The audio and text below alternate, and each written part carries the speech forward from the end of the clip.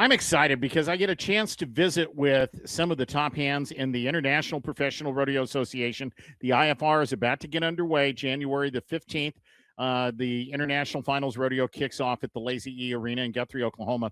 I'd like you to meet Brandon Ragsdale, who is the #1 ranked steer wrestler at the IFR, going into your first International Finals Rodeo #1, right, Brandon? Yes, sir. Mm-hmm. Tell me about that. Tell me about deciding to give yourself a shot in the IPRA this year. Yeah, we're on plan and just kind of, I set a goal and I set a goal to make it, and we kind of ended up being where we're at today. Yeah. Got a nice horse that helps. That does help. Yeah, the horse is he's probably better than I am. I could sit here and probably fill the show with talking about how good he is, but we won't do that. But he dang sure helps a lot. That's a fairly common answer from time to vendors. You ask them about nice horses, and they'll say, "Yeah, the horse is better than I am." And most steer wrestlers, tie down ropers, team ropers I talk to say 70-80% of it is the horsepower. Oh, for sure. Yeah, I mean, especially for me, he's made it easy for me to catch a lot of cattle this year and be able to, he gives me a shot about every time to get my hands on the steer, for sure. Yeah. What is it that you look for in a bulldogging horse? What makes a good bulldogging horse? I just reached out to a local vet that breeds a lot of race horses and asked her if she had knew anything that could make it. She's pretty good at picking horses, and she said told me this one said it was a little small for racing, and he kind of just took right to it. It's kind of a freak deal, and it was almost like he was made for it. So I just want something that runs tight and let's mix my hands on him. I mean, that's the biggest thing for me. I like him to run there and let me get my hands on him and just catch everything, throw everything down, and go from there. You're kind of a unique story, Brandon. You were picking on me a little bit before we started, justifiably so. Every time I announce a rodeo, you back in the box. He's 41 years old, 41-year-old, first time IPR qualifier, going in trying to win your first year-end title. And it seems like it's always the case, I don't care what the association is, in a very tight race in the steer wrestling with a lot of really good guys right behind you. Correct. Yeah, and there's a lot of good guys that I'm gonna have to give it 110 just to stay ahead of them. That's for sure. Yeah. Who's helping you? Who's hazing for you? Is anybody else riding your horse? How are you going to handle all of that? No, nobody else riding the horse. I'm gonna kind of stick to what I've kind of done all year, and just kind of keep it to myself. And I'm gonna have a friend of mine lives down the road, Cody Gardner. He's gonna be hazing for me. Good friend, good hype man. He'll be in my corner the whole time. Good. Talk about as much as you want to, your decision to get involved in the IPRA. You're the last year or so of your life, you've been through some struggles, but now here you are with an opportunity to become a champion. Yeah, I mean, I had a big surgery last year, kind of kept me out from even attempting to try to make it. I was kind of on the bubble. I couldn't kind of go to the last rodeos of the year to try to make it. And ended up having a surgery that took 12 inches out of my intestines. And so I was kind of done for the year. And a couple other things happened, and kind of gave me a little bit of drive to to go and do that. And I live in Indiana. There's a bunch of rodeos around me. I can go to rodeo about every day during the summer and come home at night and work the next day, and then go to another rodeo the next night. Yeah, makes sense. And you're in IPRA country where you live. Sure. You are surrounded by some good rodeos, I think, aren't you? Oh, for sure. Yeah, I mean, you get it. You come in June, July. You're there's a couple weeks there that you could drive 2 hours, go to rodeo, come home, work, and then go the next night, and then go home. And I mean, you can do that for weeks at a time during the summer for these fair rodeos and stuff. Yeah. What do you do when you're not rodeoing? I'm a steel fabricator, so I run a family business. We do anything and everything that's made of metal, steel, aluminum, stainless, anything. Interesting. Tell me about this bunch of guys that you're going to be bulldogging with. There are a lot of guys that have got a lot of experience at the IPRA and at the IFR and at the Lazy E Arena you're going to be competing with. Yeah, I mean, for sure, there's a lot of experience there and dang sure, a lot of talent. People that have been there before me and have experienced it. But we're just gonna go out there, do it all year, and catch every steer, throw every steer down, and let the cars lay where they lay. Have you competed at the Lazy E before? I haven't. I've never even been there.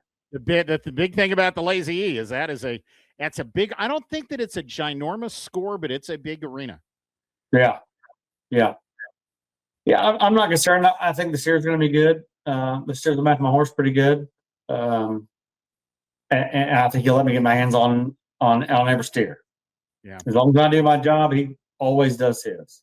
Yeah. Well, and that's why the good horses are so few and far between, I guess. Tell me about getting involved in bulldogging, Brandon. Kind of take me back to the beginnings. Who helped you? Who mentored you? Who started you? Talk about your family background, things like that. None of my family have been involved in rodeo a whole lot. They've been involved with some horses, but never rodeoed. And I had a neighbor that was up there running a steer saber when I was probably 14, 15 years old. They asked me if I want to try it, and I've been addicted ever since. I mean, from you're announcing that was a long, long time ago. Yeah. No, it's it's funny how addictive this sport is, isn't it? And how you fall in love with it, and you just want to keep going, and you just want to keep doing it. Yeah, it's fun. That thing about bulldogging. I love to catch them and throw them down. That's there's nothing like it in the world. Yeah. How did you guys go about? Is there a process to selecting cattle? Is there? Do you know the steers that you're going to be bulldogging before you get there? Yeah, you kind of know. I mean, you kind of know they're going to be Jeff Miller's cattle. They usually are. They've been for quite the last couple of years. There's not. I don't think there's really a selection process like there is in the BRCA. But you kind of know where they're coming from. Yeah, they'll be Jeffs. Yeah. Well, if they're Jeffs, they're going to be good steers. You know that much for sure. It's what happens after this year. You don't sound like you're interested in slowing down at all. No, no. I told everybody all year I feel 20 years old. I feel good. My body feels good. I plan on keeping going, and as long as I can have the ability to do it, I'm going to try to do it. What do you have to do to keep your body feeling good? Are you an exercise, stretch, go do all that kind of?